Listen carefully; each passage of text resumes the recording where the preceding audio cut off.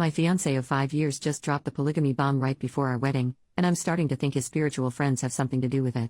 This situation is just so strange and uncomfortable, and wherever I turn to support, I always get brushed off with "it's not a big deal" or "well, he just asked," and I lack any real support or validation. I can't go to my parents, so I'm hoping a bunch of strangers on Reddit might offer more help than my social circle did so far.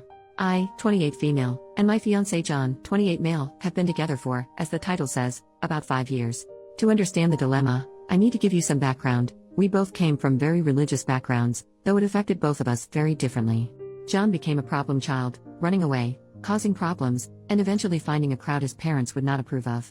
Most of the members of this group were a part of the LGBTQ+, smoked pot, engaged in protests, and were either atheist or practiced different religion. Although some of the members since have left, this crowd became his current friend group. I won't go into details about each and every one of them, but the main ringleaders are Alex, 35 non-binary, and Avery, 33 male. From what I understand, they collected damaged people, as John jokingly said one day, and let them couch surf when things got rough. Alex is some sort of a Nepo baby and Avery works in IT, or something like that. John met them when he was 15. At first, I thought they seemed very cool and couldn't wait to meet them since John equated their relationship to that of a child and a parent, so clearly very important people in his life. But when I finally met them, when we were 21, and in college and home for the summer break, the meeting left me a bit disillusioned. Alex was catty and had snide remarks since I wasn't LGBTQ+ or anything, at most bi-curious, and Avery treated me like a child, but John said they always need to break new people in, so I tried to think positive and did my best to impress them with what I was studying and what my plans for the future are, both regarding me personally and my relationship. But the more I talked, the more they seemed to disapprove of me. Despite the strange meeting, John seemed ecstatic to see them again, and gushed about how much they liked me, so I kept my mouth shut and just nodded along. Now, to understand a bit deeper on who Alex and Avery are, in the town they live in, they're something like local celebrities. Very spiritual, their home is full of souvenirs they accumulated over all their travels, are also married, but their definition of marriage is very different from the traditional one. Apparently, they went to some tropical state and took some hallucinogens together, and in their state, they proclaimed everlasting love for one another. Quite a wild concept for someone like me, but I learned to be more open-minded since I left for college. That being said, they also said that they can see auras, whatever that is, and apparently love my fiancés. I don't know what they think of mine, but it probably isn't much. Which brings us to the topic I came here with. Last week, after we got home from work, John sat me down and asked me what I think about being in a polygamous relationship. He said he loves me so much, more than is possible, and doesn't know what to do with the rest of it, thinking that it's fair to give it to someone else. I, on the other hand, don't have a limit on how much I can love him, so I said no, and that was that. However, the question has been plaguing my mind ever since. If you knew John just a fraction, you'd know he researches about things long before he actually commits to anything, any lifestyle or relationship changes, whatever. This makes me think that he has already thought about it for a while, and that he also consulted Alex and or Avery about this. I don't want to villainize them, but I know, for a fact, they're not in a monogamous relationship, and they clearly don't like me as the rest of their little group. Again, I don't want to point fingers, and I won't ask John to show me his messages with them unless I have solid proof that isn't just a gut feeling, but I just have this horrible feeling that they, somehow, pulled in John. There's no way he just thought about it suddenly on his own. 5 years of relationship, and the idea of non-monogamy was never brought up, and now suddenly, just as we're about to be married, he brings this up? I don't buy it one bit, but I can't just go ahead and confront them now, can I? I just don't know what to do. I feel stuck. At home, I pretend everything is fine since my group of close friends told me that I'm just overthinking, and I believed it for a while, but whenever I look at John, all I can think of is, he thinks there's a cap on how much he can love me, and he wants to love someone else. I want to deal with this, but I don't know how. If I bring it up with John, he'll just brush it off as well, or he'll think I'm cheating or don't trust his friends. I worked hard to get their approval, and I know for a fact John shares everything with them. He wouldn't keep this for himself. I just hope that someone here can give me pointers on how to proceed. Thanks. Update. I figured I'd update when something major happens, and I think this is it.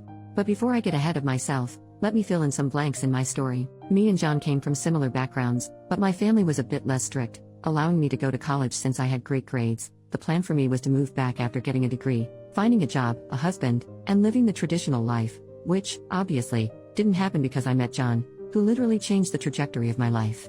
After a year, I switched from my first major to one I liked more, and it's been a while since I contacted my parents. They didn't approve, of course, but with John's help, I didn't give in to their demands to come back. Now they know I'm getting married and are invited, but the last time we spoke was about 2 months ago. John has completely no contact with his parents since 18. I didn't talk about the friend group in more detail at first since I didn't think they were that important, but they do like me. At first, they were obviously a bit unsure since to them, I was a cishet white passing woman, but they warm up to me and I'm proud to call them my friends. The only people who didn't fully accept me are Avery and Alex, and since me and John got together officially, they tend to call me the wife in this strange, almost derogatory manner. It's not an important detail, but it gets on my nerves.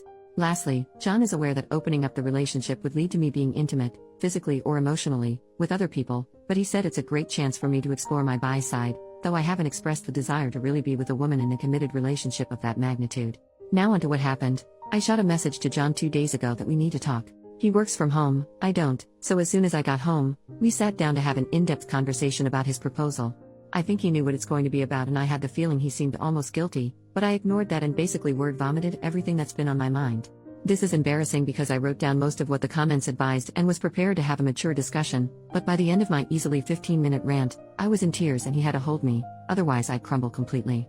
The gist of what I said is that I'm hurt that he wants to screw other people and that he doesn't care that I'd screw other people too, that he believes there's a limit to how much he can love me and that I can't see where this all came from, that he just sprung this on me out of nowhere just a few months before we're to be wed. We tried to have a mature discussion, yes, but by the end, he was frustrated. He did apologize for making me feel less than, but said that my outlook on an open relationship is selfish. What it all boiled down to was that he feels he didn't have enough time to find himself before he committed to me, which is bullshit because he didn't show any signs of wanting more than I could offer. We were very happy throughout the 5 years. I really believed I met my soulmate. I realized that, since we were engaged, he seemed to talk more to his friend group, and by extension to Avery and Alex. Again, I don't want to paint them as these cartoonish villains, they're really interesting and all, but now I want nothing more than to scratch those self-absorbed, smug smiles off their faces. In the end, I demanded to see his phone, and he was shocked. We had a rule that we can see each other's phones, but we don't share passwords or anything since relationship is built on trust, and neither wanted to be a prison guard in the relationship. Nevertheless, he unlocked and handed over his phone, and I searched his messages, even deleted ones, and found nothing out of the ordinary. Then I checked the call log, and guess freaking what? Hours-long calls to and from either Avery or Alex. I was fuming, and asked him what the hell does he need to discuss with them this long, and mind you, these dated months back. John eventually caved in and admitted it was them who brought up the idea of open relationship, but they also talked about everything else since they're such role models. John admitted that he started getting cold feet a while ago and needed a safe place to discuss this. I guess I, his wife-to-be, am not safe? Please make it make sense. Why even marry me, then? He promised we'd go to a couples counselor and fix all of this, his issues with marriage, the open relationship thing, the whole 9 yards, and that he'd book an emergency session with his therapist. That he loves me and wants nothing but to be with me. It was late, so we went to bed. Despite how messy this all sounds, I was a bit more reassured by this. I genuinely love him, even if my post doesn't reflect that very well. Though many people said to just leave, I want that to be the last resort. I was willing to jump through hoops to make this work. But guess who's the idiot? This morning, I woke up to an empty apartment, and a message on my phone from John, saying that he needs a few days to think this all over and needs space. He didn't say where he was going or when he'd come back. I called and messaged everyone I know, but no one can tell me where John is. I told him that he either comes back home in 24 hours, or this is over. As you can imagine, I'm a wreck. I took the rest of the week off in between crying sessions and staring blankly into the wall. I obsessively checked my messages in hopes of someone telling me where John is. To be honest, if he's willing to put me through this, I'm not sure I want to be with him. How can you do this to someone you love?